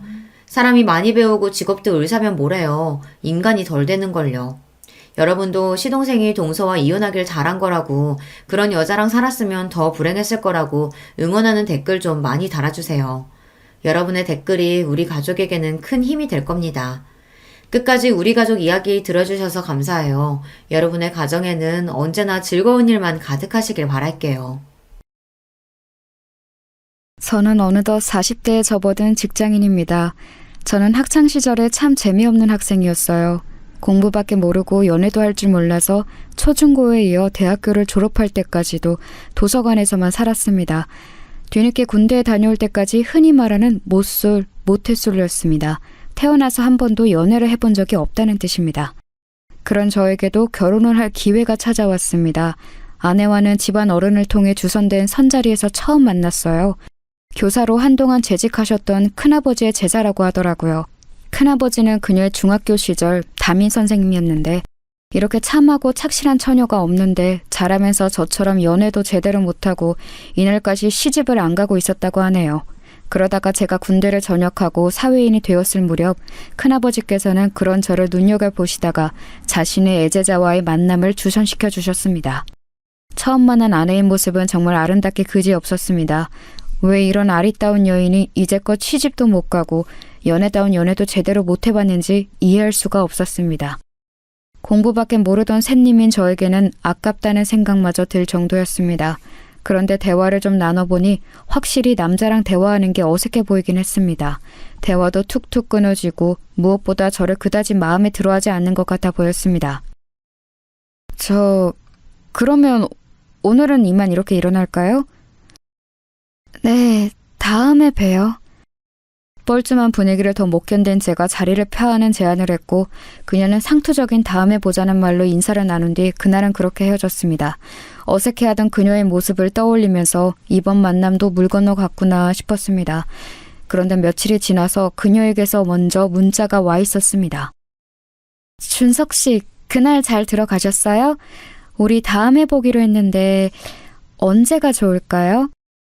저는 당연히 그녀가 첫 만남에서 헤어질 때 한 다음에 보자는 말이 그냥 예의상 인사치레로 하는 말이라고 생각했는데 그녀는 진심으로 한 말이었습니다.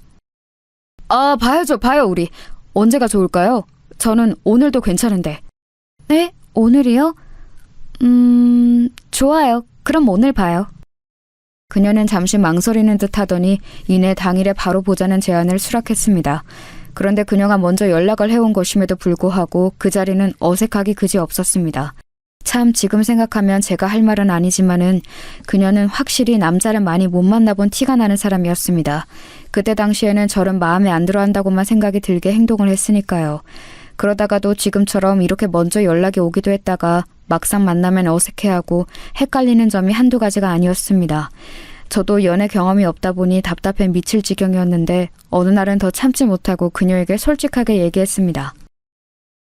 미주씨, 혹시 제가 마음에 안 드는데 큰아버지 입장 생각해서 자꾸 나오시는 거면 안 그러셔도 돼요. 우리 그래도 알 거 다 아는 성인인데 서로 시간 낭비하지 말고 솔직하게 얘기합시다. 네? 아니, 저는 그게 아니라 마음에 안 든다고 한 적 없는데 준석 씨는 제가 마음에 안 드시나요? 네? 아니요. 그런 뜻이 아니고. 그러면 미조 씨는 제가 마음에 든다는 말씀이세요?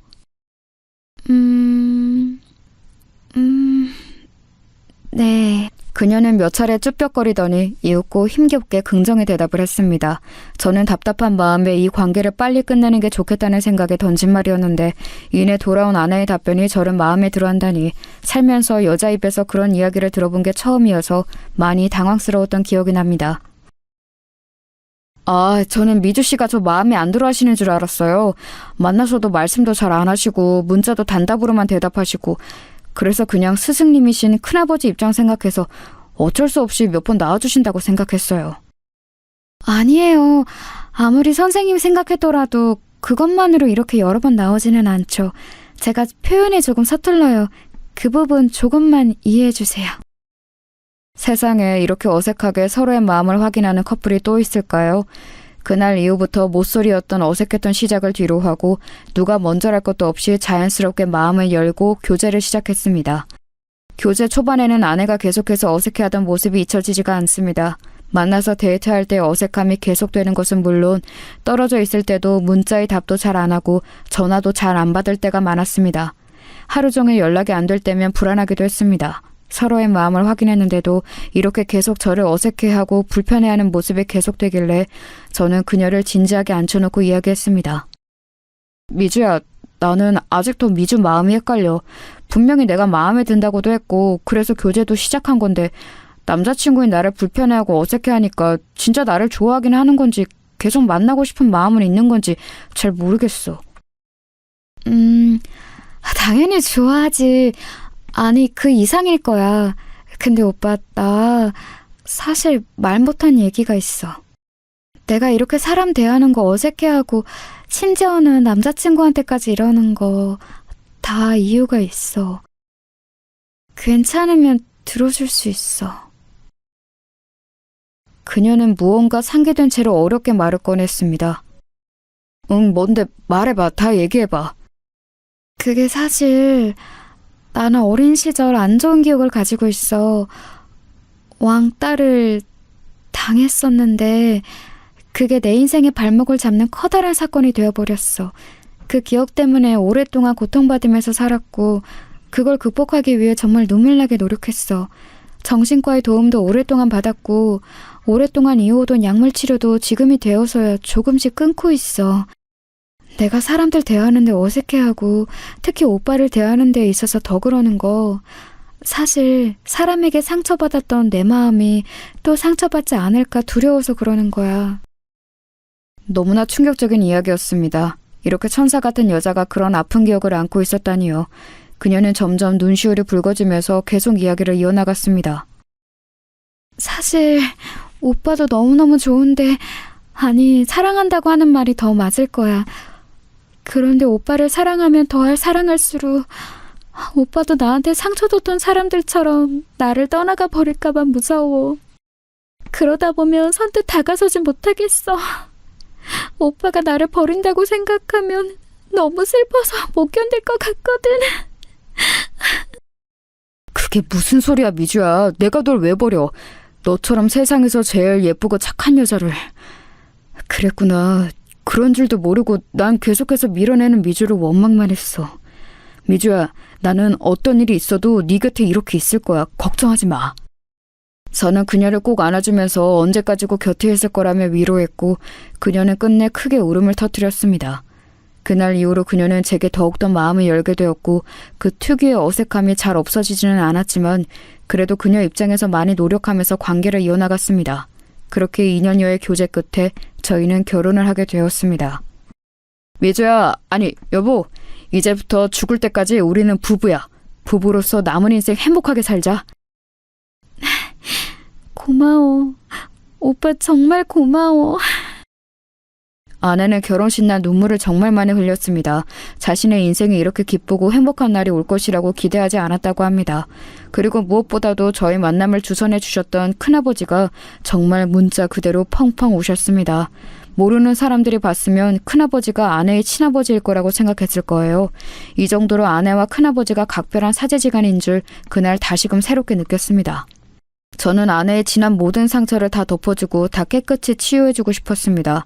할 수만 있다면 아내를 괴롭힌 사람들을 찾아다가 법에 무서운 철퇴를 가하고 싶었습니다. 지금이라도 늦지 않았으니 그렇게 해보자고 아내에게 슬며시 몇 번 제안해보았지만 아내는 또 다른 보복이 무섭다며 늘 거절했습니다. 저도 아내가 두려워하는 바가 무엇인지 알기에 더는 강요하지 않았습니다. 아내의 힘들었던 과거와는 반대로 저희 부부의 결혼 생활은 행복 그 자체였습니다. 아내는 결혼을 하니까 연애할 때보다 훨씬 더 헌신적으로 변했습니다. 한 번 세상에 상처를 받았던 사람이다 보니까 세상에든 저에게든 완전히 마음을 열지 못하다가 결혼이라는 울타리 안에서 부부가 되고 나니까 저를 일생의 사랑으로 받아들인 것 같았습니다. 그렇게 제게 완전히 마음을 연 아내 덕분에 하루하루가 행복했습니다. 매일 새벽같이 일어나서 정성스런 도시락을 차려주었고 저녁에 퇴근하고 돌아오면 언제나 칠첩 반상이 차려져 있었습니다. 항상 저의 와이셔츠는 주름이 없이 빳빳하게 펴져 있었고 출장이라도 가는 날에는 캐리어 안에 속옷부터 양말, 겉옷까지 완벽하게 깔끔하게 정리가 되어 있었습니다. 모두 아내가 준비해준 것이지요. 저는 정말로 이런 호사를 누려도 되나 싶었습니다. 직장 동료들도 늘 정성스럽게 차려진 제 도시락을 보면서 부러워했고 장가 가더니 사람이 더 깔끔해졌다며 칭찬했습니다. 현모양처라는 말이 더 이상 시대에 맞지 않는 말이 되어가는 요즘이지만 제 아내는 문자 그대로 현모양처 그 자체였습니다. 그러다 하루는 아내가 몸살이 심하게 난 적이 있었습니다. 그런데 몸살이 그렇게 심한데도 퇴근하고 돌아온 저를 위해 저녁상을 차리고 있는 게 아니겠어요? 아니 여보, 몸도 안 좋은데 무슨 저녁이야. 내가 알아서 챙겨 먹을 테니까 여보는 얼른 누워서 쉬어. 아니야 오빠, 그래도 밥은 집밥으로 챙겨 먹어야지. 아내는 끙끙대며 기어코 밥상을 다 차리더니 그제야 방 안에 들어가 몸을 뉘었습니다. 나중에 알고 보니 아내가 심하게 감기 몸살이 걸린 데에는 다 이유가 있었습니다. 그날은 여름마다 돌아오는 아파트 수도관 청소 때문에 온수가 하루 종일 안 나오는 날이었는데 하필이며 전날 쏟아진 폭우로 집안이 몇 시간 동안 정전이 됐었다고 합니다. 다음날 출장인 저희 옷가지들을 미처 다 빨지 못한 상태였는데 아내는 세탁기도 안 돌아가는 상황에서 찬물로 손빨래를 다 했다고 하네요. 아무리 여름이었지만 쪼그려 앉아서 그 많은 빨래를 찬물로 손빨래를 하다 보니 몸에 무리가 갔던 것입니다. 아내는 고무장갑 끼고 빨래를 하면 깨끗하게 때가 지워지지 않는다고 늘 맨손으로 손빨래를 하던 버릇이 있었습니다. 그런데 옷까지 몇 개도 아니고 몇일치 빨래를 그렇게 하다 보니 안 그래도 몸이 약한 아내가 몸살이 날만도 했습니다. 저는 그쯤 되자 아내의 그런 헌신을 마냥 고맙게 넙죽 받을 수만은 없었습니다. 그래서 누워있는 아내에게 다가가 조심스레 얘기를 꺼냈습니다. 여보, 좀 괜찮아? 고마워. 몸도 안 좋은데 나를 위해서 이렇게. 아니야, 여보. 아내로서 당연히 해야지. 국 간은 잘 맞았어? 그럼 여보가 하는 음식은 항상 맛있지. 그나저나 여보, 그동안 내가 회사 일이 바빠서 가사 일을 잘 못 도와줬는데 이제 집안일은 서로 분담해서 하자. 나 여보가 이렇게까지 몸에 병나면서 나를 위해 헌신하는 거 너무 미안해서 못 견디겠어. 아니야, 여보. 여보는 밖에 나가서 돈 벌어오잖아. 여보는 집안일 걱정 아무것도 하지 말고 그냥 밖에 나가서 마음 편히 일하는 데만 집중해. 나는 금방 또 괜찮아질 거야. 여보, 나는 너무 고마운데 가끔 여보가 나한테 헌신하는 거 보면 솔직히 무언가에 쫓기는 것 같은 느낌이 들어. 우리 결혼 전에 여보가 나한테 했던 말 나 아직도 기억해. 내가 당신을 떠날지도 모른다고 했던 말. 혹시 당신 나한테 이렇게까지 정성스럽게 헌신하는 게 그런 두려움에서 그러는 건 아니야? 아내는 제 말을 듣자 한참을 말을 잇지 못했습니다. 그러더니 지난주에 정신과 상담에 다녀온 얘기를 했습니다.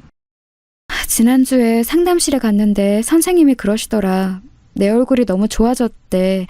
결혼하고 나서 진정한 행복을 찾은 것 같다고 선생님도 많이 기뻐하셨어. 내 이런 밝은 모습은 처음 본대. 그래서 약을 이제 끊어도 될 것 같다고. 그래? 그거 듣던 중 반가운 소리네. 그런데 한 가지 염려되는 게 있다고 하셨어. 내가 얼굴도 좋아지고 다 좋은데 무언가 알 수 없는 초조함이 엿보인대. 그 부분을 제대로 다루기 전까지 함부로 약은 끊을 수 없다고 하셨어. 그게 뭔데? 그 초조함이라는 게 설마... 맞아.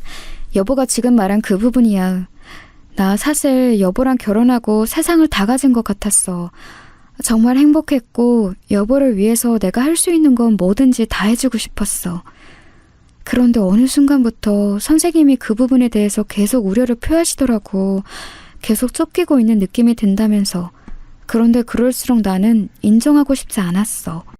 그래서 선생님이 그럴 때마다 주문처럼 아니야, 나는 쫓기고 있지 않아. 나는 남편을 사랑해서 이 일을 하는 거야 라고 되뇌었어. 그 마음은 어느새 선생님을 향한 반발심이 되어서 선생님이 말이 틀리다는 것을 증명이라도 하려는 듯 더 내 몸을 괴롭히면서 여보를 내조했어. 그러다가 이렇게 몸살이 심하게 나버린 거야. 그러니까 마음이 더 불안해졌어. 내가 근원적으로 가지고 있었던 여보가 나를 떠나면 어떡하지 하는 그 두려움.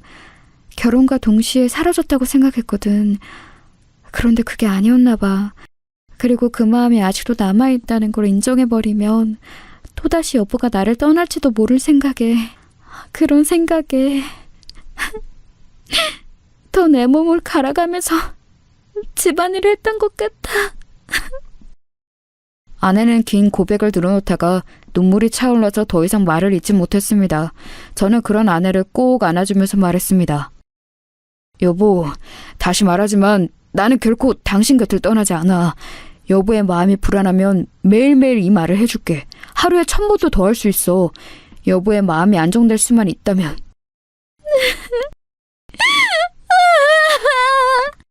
저는 가슴이 찢어질 듯 아팠습니다.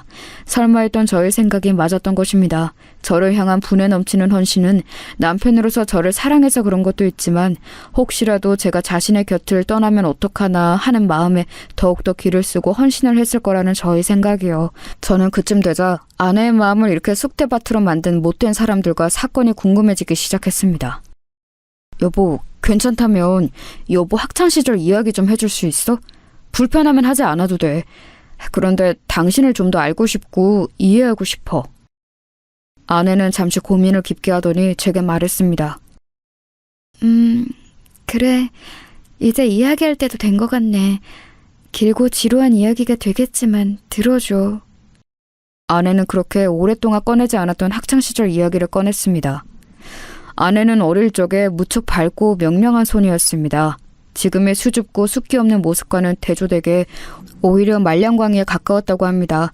그렇게 밝고 티 없이 맑았던 아내의 인생은 중학교에 올라가면서 완전히 뒤바뀌게 됩니다. 바로 서두에 말씀드렸던 왕따를 당하게 된 사건 때문인데요. 그 시작은 이랬습니다. 아내가 중학교 2학년이 되었을 무렵의 일입니다. 아내에게는 아주 어릴 적부터 동네에서 친했던 친구 희진이가 있었는데요. 희진이와는 중학교 2학년에 올라가면서 같은 반이 되었습니다. 그동안 동네에서 친하게 지내기는 했지만 학교에서는 같은 반이 된 적이 없었는데 이번에 같은 반이 되면서 둘은 서로 뛸 듯이 기뻐했다고 하네요. 희진이는 누가 봐도 정말 예쁘게 생겨서 여학생들의 부러움과 남학생들의 인기를 한 몸에 받는 학생이었대요. 그런 희진이와 친했던 아내였기에 아내 옆에도 친구들이 북적북적했다고 합니다. 그러던 어느 날 희진이가 안 좋은 사건에 휘말리게 되었어요. 중학교 3학년 선배 중에 일진이었던 오빠가 이 희진이를 좋아하게 된 겁니다. 뭐 사람이 사람 좋아하는 일이야 흔히 있을 수 있는 일이지만 이 일진 오빠의 접근 방식이 상당히 불량했다고 합니다. 야, 박희진, 너 학교 끝나고 뭐하냐? 나랑 오토바이 타고 한강 놀러 갈래? 네? 저 끝나고 학원 가야 해요. 아, 나 얘 답답한 소리 하네. 학원은 무슨 학원이야. 그냥 땡땡이 치고 이 오빠랑 놀러 가자. 어? 안 돼요. 그만 돌아가 주세요. 아이씨, 너 죽고 싶어? 다시 한번 말한다. 끝나고 정문 앞으로 안 나오면 너 죽을 줄 알아. 희진이는 협박에 가까운 일진 오빠의 접근이 너무나 무서워서 그날 방과 후에 후문으로 도망갔다고 합니다. 다음 날이 되자 쉬는 시간에 그 일진 오빠는 다시 저희 반에 찾아와서 문을 쾅 열며 희진이를 협박했습니다. 야, 네가 나를 바람 맞춰? 너 진짜 죽고 싶어? 왜 이러세요? 싫다는데 왜 자꾸 그러시냐고요? 어쭈? 앙칼지게구네? 야, 너 한 번만 더 바람 맞추면. 야, 박성호, 너 뭐하냐 지금? 금방이라도 희진이를 한 대 칠 것 같은 일진 오빠를 제지하고 나선 것은 다름 아닌 같은 반의 민지연이었습니다. 너 지금 나 놔두고 바람 펴? 이 나쁜 새끼야? 아, 나 또 인연이 귀찮게 하네. 야, 너랑 나랑 언제 사귀었냐? 바람은 무슨 얼어 죽을 바람. 당장 꺼져. 이 오빠 지금 작업 중이니까. 야, 이 나쁜 새끼야. 그럼 나한테 했던 건 뭔데? 민지연은 손바닥으로 일진 오빠의 등짝을 마구 때리며 울었다고 합니다. 아, 나 이게 진짜 죽을라고. 일진 오빠가 제지하며 소리를 지르는 순간 담임 선생님의 목소리가 들렸습니다. 뒤에 더 자세하게 설명하겠지만 이 담임 선생님이 저희 큰아버지이십니다. 야, 거기 너네 뭐야? 3학년이 여기는 왜 와 있어? 수업 좀 쳤으니까 얼른 돌아가.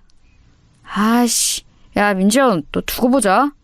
아, 이쁜이, 다음 시간에 또 올게. 일진 오빠는 돌아가는 와중에도 희진에게 찝쩍대는 것을 멈추지 않았습니다. 그런데 진짜 큰 사건은 그때부터 시작되었습니다.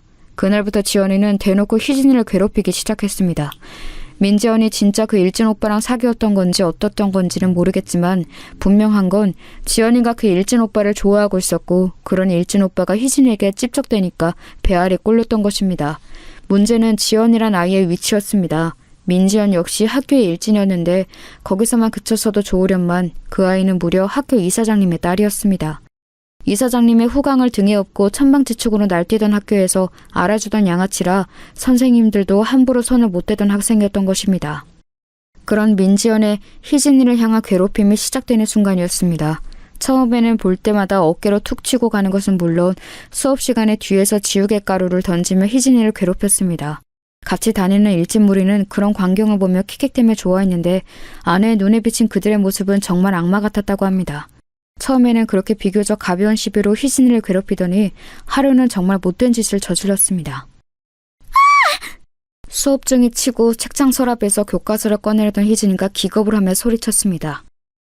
왜 그래 희진아? 무슨 일이야? 책상 안에 쥐가 손발에 벌벌 떨며 희진이가 가리킨 책상 서랍에는 죽은 쥐가 피 묻은 채로 들어있었습니다. 그것을 본 반 학생들은 아연실색하며 소리를 지르고 난리도 아니었습니다.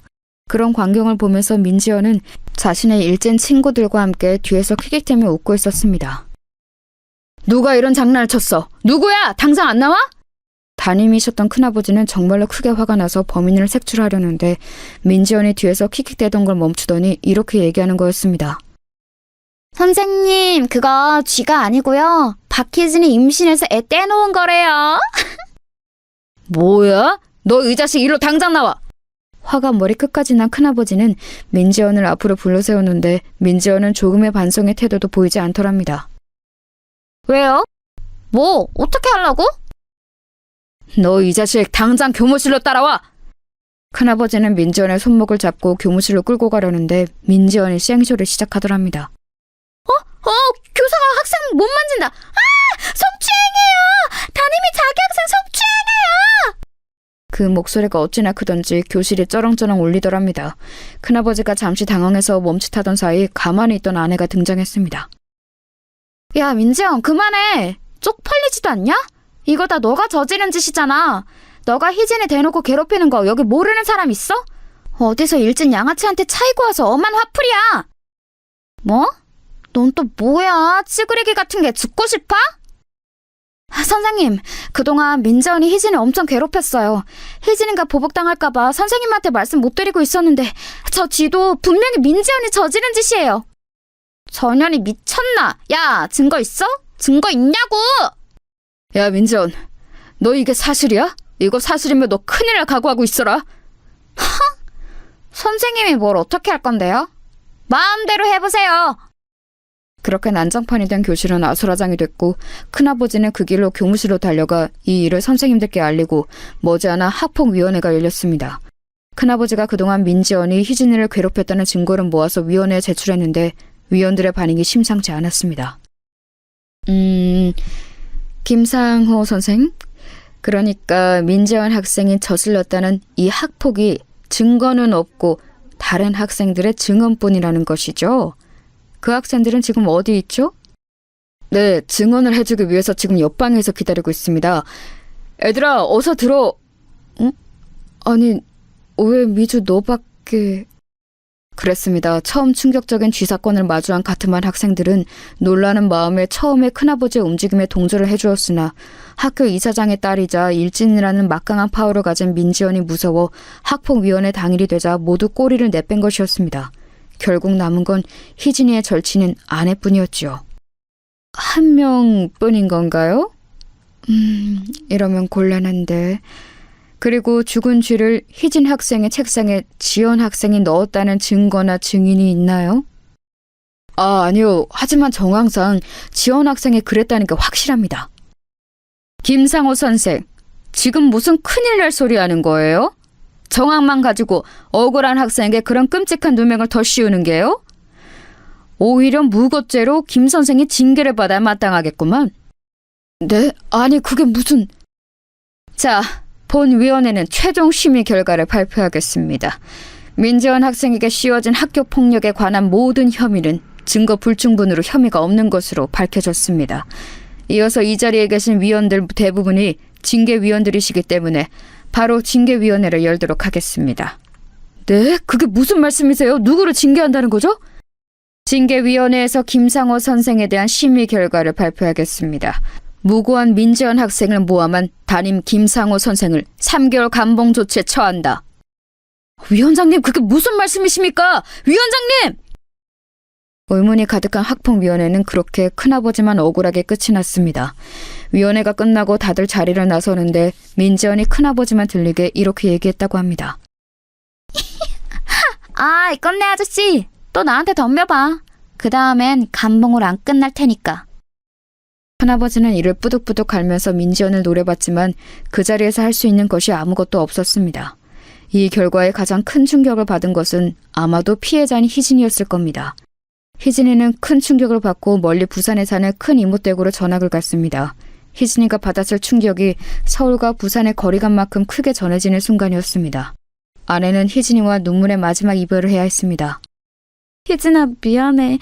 내 증언만으로는 사건이 밝혀지지 않았나 봐. 정말 미안해. 아니야, 미주야. 너는 할 만큼 했어. 도와줘서 고마워. 마음 같아선 너도 데리고 전학 가고 싶은데 그럴 수 없는 거지? 나는 엄마 아빠가 정말 어렵게 이 학교 입학시켜주었잖아. 그런 엄마 아빠 기대를 저버릴 수는 없어. 아쉽다, 미주야. 우리 꼭 계속 연락하자. 알았지? 그랬습니다. 아내도 이 썩은 학교에서 탈출하고 싶었지만 힘든 형편에 부모님이 어렵게 보내주신 사립학교라서 차마 그럴 수가 없는 상황이었던 것입니다. 문제는 그다음부터 진짜 커지게 되었습니다. 자신들을 괴롭히던 희진이가 전학을 가버리자 새로운 놀잇감이 필요했던 민지연 무리는 그 화살을 아내에게 쏘기 시작했다고 합니다.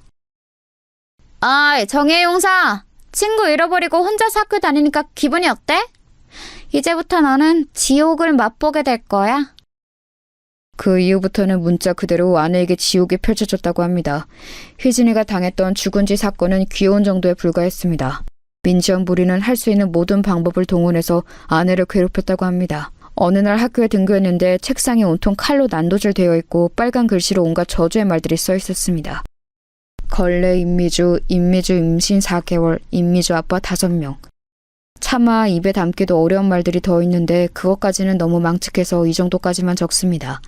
그런가 하면 이런 일도 있었습니다. 체육 시간이 되어 체육복을 갈아입었는데 운동장에 나가서 두 줄로 뛰고 있으니 갑자기 뒤에 학생이 놀라서 소리치더랍니다. 미주야, 너 바지! 어머나, 이게 뭐야? 아내의 체육복 바지가 날카로운 면도칼로 베어져 있어서 달리기를 하는 순간 벌어져서 속옷이 훤히 드러나게 되었던 것입니다. 처음 입을 때는 몰랐는데 달리면서 점점 벌어지도록 누가 선을 쏘놓았던 것입니다. 그게 누구겠어요? 당연히 저 악마 같은 민지연이었겠죠. 아내는 지금도 그 순간만 생각하면 창피해서 얼굴이 후끈 달아오른다고 했습니다. 어떤 날은 화장실에서 볼일을 보고 있으면 갑자기 위에서 물벼락이 쏟아지기도 했다고 합니다. 놀라서 밖으로 나가보면 낄낄거리며 도망가는 민지연의 무리의 뒷모습이 보였다고 했습니다. 이외에도 민지연은 입에 담지도 못할 잔인하고 망측한 일들로 아내를 괴롭혔는데 아직까지 정신이 온전히 붙어있는 것이 대단하다고 여겨질 정도였습니다. 참다 못한 아내는 이번에는 모든 증거를 모아 큰아버지에게 제출을 했고 큰아버지는 다시 용기를 내어 다시 학폭위원회를 신청했습니다. 그렇게 열린 학폭위원회 날. 김상호 선생, 또 같은 선생의 같은 학생. 이번에는 피해자만 바뀌었네요. 네, 위원장님. 이번에는 증거가 명백하게 있습니다. 피해자라고 주장하는 임미주 학생은 평소부터 민지연 학생과 사이가 좋지 않았고 또 저번 학폭위원회에서 피해자라고 주장했던 박희진 양과 절친한 사이이지요? 네? 그건 맞습니다만 그 얘기는 갑자기 왜... 그러면 임미주 학생이 원한 관계에 의해서 민지연 학생을 모함할 수도 있다는 생각은 안 해보셨나요? 그럴 리가 없습니다. 제가 아는 임미주 학생은 절대 그럴 학생이 아니에요. 여기 증거가 이렇게 명백하지 않습니까? 이런 증거야 원한을 가진 사람이라면 누구라도 조작할 수 있는 거 아니겠습니까?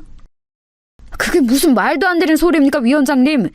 그렇다면 임미주 학생이 이 증거를 조작했다는 증거를 대보세요. 정황상 그렇다는 거죠. 정황상. 우리 김상호 선생이 그렇게 좋아하는 정황 말이에요. 위원장님! 자, 판결을 내리겠습니다. 민지연 학생이 임미주 학생을 주도적으로 따돌리고 괴롭혔다는 증거가 명확치 않으므로 민지연 학생에 대한 학교폭력 혐의는 혐의 없음으로 결론 내린다. 자, 그럼 역시 이번에도 바로 징계위원회를 열어볼까요? 또 시작입니까, 위원장님? 민지연 학생을 재차 무고한 김상호 선생에게 3개월 무국정지 처분을 내린다. 위원장님, 정말 너무한 것 아닙니까? 분노에 가득 찬 큰아버지의 외침 뒤로 악마 같은 민지연의 조롱만 다시 돌아올 뿐이었습니다. 꼰대 아저씨, 아무리 애써보라니까. 마지막에 누가 웃나?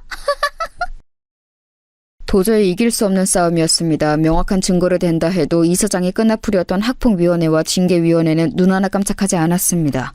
큰아버지는 결국 눈물을 흘리며 아내에게 말했습니다. 배주야, 미안하다. 정말 미안해. 이 선생님이 힘이 없어서 너에게 이런 몹쓸 일을 겪게 하는구나. 아니에요, 선생님. 선생님 잘못 아니에요. 울지 마세요. 미주야, 선생님 징계받고 돌아올 때까지 꿋꿋이 잘 버텨야 한다. 다음에 올 때는 꼭 선생님이 그 못된 녀석들 벌받게 해줄게. 감사해요, 선생님. 그렇게 큰아버지의 징계 기간 동안 아내를 향한 민지연의 괴롭힘은 더욱 거세졌습니다. 당연히 이사장인 아버지를 등에 업은 민지연을 제지할 수 있는 사람은 아무도 없었습니다. 그렇게 큰아버지의 징계 3개월이 지난 어느 날 아내는 그날도 죽을 결심을 수도 없이 고쳐가며 힘겹게 등교를 한 날이었습니다. 그런데 어김없이 책상에 각종 폐륜과 입에 담지 못할 성희롱이 적혀 있어야 하는데 깨끗이 치워져 있더랍니다. 이게 무슨 일이지?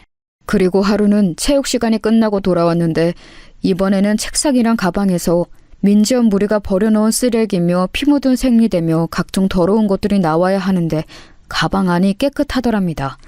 그 일은 그 다음 날도 또 그 다음 날도 계속되었습니다. 이제 민지연 무리가 제풀에 실증이 나서 괴롭힘을 그만둔 건가 하면 그렇지도 않았습니다. 쉬는 시간마다 괴롭힘은 여전했으니까요. 하지만 이상하리만치 아내의 자리와 책상 밑 주변은 깨끗이 치워져 있더랍니다. 그러던 중 그 일의 전말을 알게 되었습니다. 하루는 아내가 수도가를 지나가고 있었습니다. 보통은 그러고 있으면 숨어있던 민지연 무리가 양동이에 걸레빵 구정물을 한가득 담고 있다가 아내가 지나가며 퍼붓고 도망가곤 했다고 합니다. 그날도 역시 구정물 맞을 각오를 하고 지나가는데 역시나 구정물 한 바가지가 날라오더랍니다. 그런데 눈을 뜨고 보니 아내의 옷은 거의 젖지 않았습니다. 선생님? 놀랍게도 아내가 맞았을 구정물 세례는 그새 아내 앞에 나타난 큰아버지에게로 다 쏟아졌다고 합니다. 아, 뭐야? 꼰대가 왜 저기 있어? 에이씨, 기분 잡쳤네. 야, 가자! 야, 민지야, 너 이리 와! 아, 뭐예요? 재밌게 놀고 있었는데 왜 끼어들어요? 젠장. 그래, 앞으로 너 하고 싶은 대로 맘대로 다 해. 니네 잘난 아버지 등에 업고 날뛰던 말던 어디 해보라고. 근데 너 앞으로 미주 괴롭힐 거면 그건 나한테 해. 나 어차피 자존심도 없고 쪽팔린 것도 없는 놈이니까 나한테 하라고. 할 자신 있으면 해봐, 어디. 선생님. 뭐야. 영혼 납셨네. 그런다고 내가 안 할 줄 알고? 못할 것도 없지. 두고 봐라. 그렇게 민지연 무리가 조롱을 하며 떠나간 자리에서 아내는 구정물에 흠뻑 젖은 큰아버지를 보면서 울먹였습니다. 선생님, 이게 뭐예요? 왜 저 대신... 대신이라니 미주야. 애초에 이런 끔찍한 짓을 당해야 하는 사람도 없고 그걸 대신해야 할 사람도 없어. 이 선생님이 무능력해서 너를 지켜주든 못했다. 이제부터는 저 못된 년들이 하는 짓거리 혼자 당하게 안 둘게. 미주야, 꼭 기억하렴. 넌 혼자가 아니야. 선생님, 그럼 매일 제 책상이랑 가방 치워주셨던 것도... 선생님이 해줄 수 있는 게 고작 그것밖에 없더구나. 미안하다. 미안하다, 정말. 선생님, 정말 감사해요. 정말 감사해요. 그날 이후로 큰아버지는 쉬는 시간마다 아내를 지켜주러 나타나셨습니다. 아내의 책상과 주변은 항상 깨끗하게 정리가 되어 있었고 아내에게 향했을 분필, 칠판 지우개, 쓰레기더미, 각종 오물 등은 큰아버지가 대신 맡아주셨습니다. 그 모습을 계속 보던 민지연은 짜증을 내며 말했습니다. 아, 저 꼰대 뭔데 자꾸 나타나. 어이, 아저씨. 그런다고 멋있는 줄 알아요? 민지연, 누가 이기나 끝까지 해보자. 아, 재미없어. 아우, 저 꼰대.